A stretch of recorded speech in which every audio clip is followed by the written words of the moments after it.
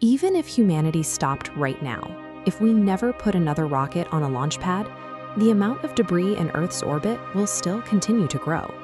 The engine driving this growth is a phenomenon known as the Kessler cascade. Once a critical density of debris is reached, objects as small as a single centimeter act as high-velocity projectiles. They slam into other objects, shattering them and creating more projectiles in a self-propagating chain reaction.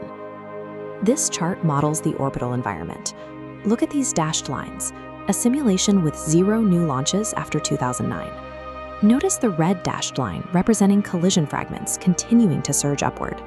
These secondary fragments are the mathematical driver of future debris, multiplying independently. Because inactive orbits are actively dangerous, safely destroying a satellite at the end of its life is just as critical as getting it into space in the first place. To manage this risk, the Interagency Space Debris Coordination Committee, or IADC, established strict end-of-mission disposal guidelines. Since it is not yet economically practical to actively capture and retrieve thousands of pieces of existing debris, adhering to these disposal protocols is our only real defense against orbital saturation. End-of-mission disposal acts as a foundational systems engineering constraint, dictating technical requirements from the very beginning of the design process. Planning for a satellite's death dictates its entire mission architecture.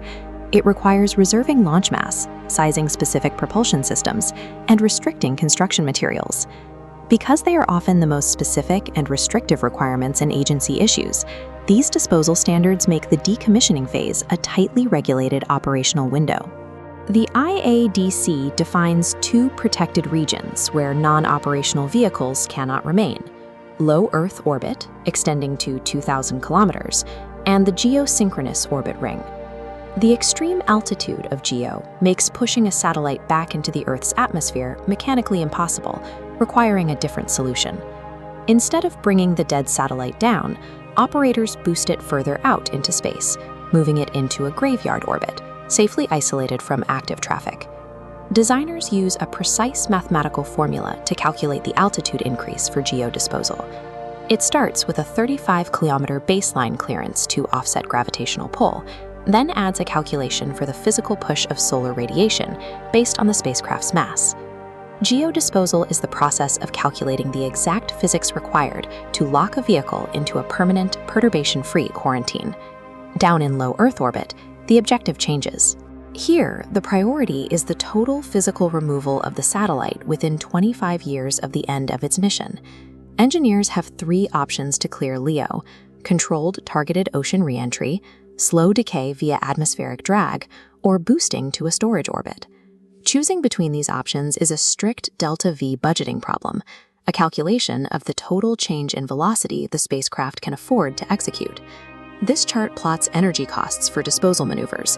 At 800 kilometers, lowering perigee is cheap, but boosting to a storage orbit is prohibitively expensive. The costs invert at a 1,450-kilometer crossover point, making storage orbits viable only above this threshold. Every kilogram of fuel reserved for these final delta-V maneuvers is a kilogram that cannot be used for scientific instruments or communication payloads at launch. A satellite's operating altitude mechanically forces its designers into a zero-sum trade-off between the vehicle's operational capability and its disposal efficiency. If a mission opts for an uncontrolled atmospheric reentry, it must meet a rigid safety constraint. Engineering models must prove the risk of human casualty is less than 1 in 10,000. Meeting this safety threshold requires ensuring that massive spacecraft components fully melt and vaporize in the atmosphere before any fragments can reach the ground. To predict material survivability, engineers rely on a thermodynamic metric known as the heat of ablation. This metric is calculated as a material's specific heat multiplied by its change in temperature, plus its latent heat of fusion. Ablation data reveals a stark contrast in survivability. Materials with high melting points like titanium and beryllium are severe hazards. Compare those to demisable materials like aluminum and graphite epoxy, which easily burn up and disintegrate upon re-entry.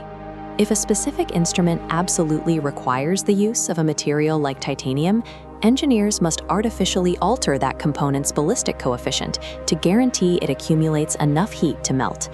A satellite's atmospheric destruction must be explicitly coded into its metallurgy years before the hardware ever reaches the launch pad. Regardless of whether a satellite is destined to burn up in the atmosphere or spend a century in a graveyard orbit, it must undergo a final procedure called passivation. Passivation neutralizes the risk of unmitigated residual energy.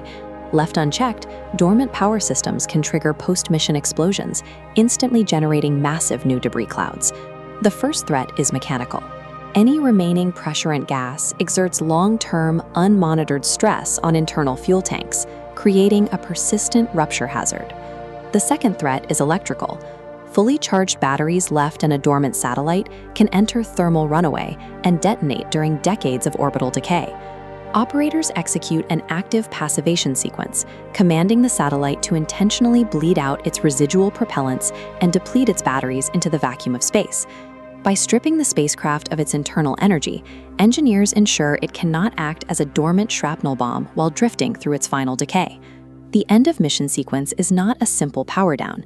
It is a highly choreographed engineering operation executed under the strictest tolerances. It starts by expending the meticulously budgeted delta-V reserve, executing the final critical burn to lower the perigee or push into a storage orbit. Next, operators initiate the passivation protocols, permanently securing the electrical and propulsion systems against catastrophic failure. Finally, for those in low Earth orbit, there's the atmospheric interface, where specifically selected materials reach their heat of ablation and safely demise upon re-entry. Executing this exact sequence flawlessly, consistently, and across the entire global space industry is the only proven defense we have against the Kessler cascade.